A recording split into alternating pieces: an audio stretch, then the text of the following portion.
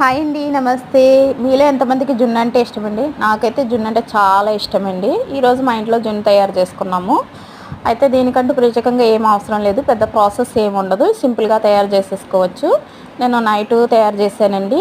ఇలాగా పావు లీటర్ పాలకి లీటర్ పాలు అనేవి తీసుకున్నాను. 2 ప్యాకెట్లు పడ్డాయి. అర కేజీ బెల్లం పడింది. కాస్తంత యాలకులు, మిరియాలు, ఇంకా సొంటి కూడా తీసుకున్నాను. వాటిని బాగా పొడి చేసి ఈ పాలల్లోని కలుపుకున్నాను. బెల్లం అనేది ముక్కలు లేకుండా కలుపుకోవాలండి. అస్సలు మనకి ఇంత ముక్క కూడా ఉండకూడదు. నేను అలా చేపెట్టి కలిపేశాను. పౌడర్ కూడా వేసేసుకున్నాను. ఈ కలిపిన మిశ్రమాన్ని వేరే బాండీ పెట్టి పొయ్యి మీద వేరే బాండీ పెట్టి దాంట్లోని ఈ మిక్చర్ని పెట్టి మూత పెట్టుకొని నేను ఇలాగ ఆవిరి మీద ఉడికిచ్చానండి. చాలామందికి తెలుసు జున్ను ప్రాసెస్ అనేది, ప్రత్యేకంగా చెప్పనవసరం లేదు, కానీ తెలియని వాళ్ళకి తెలుస్తుందని చెప్తున్నాను. జున్ను అయితే నైట్ హాఫ్ అన్ అవర్ పైనే పట్టింది.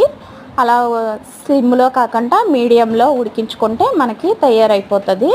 నేను ఇలా చాకు పెట్టి తయారైందా లేదని చెక్ చేసుకున్నాను. చాకుకి ఏమీ అంటుకోకుండా ఉంటే అది మనకు జున్ను రెడీ అయినట్టు. నైట్ అంతా ఓవర్ నైట్ అలా వదిలేసాను. మార్నింగ్కి జున్ను తయారైపోయింది, గట్టిగా అయిపోయింది. అసలు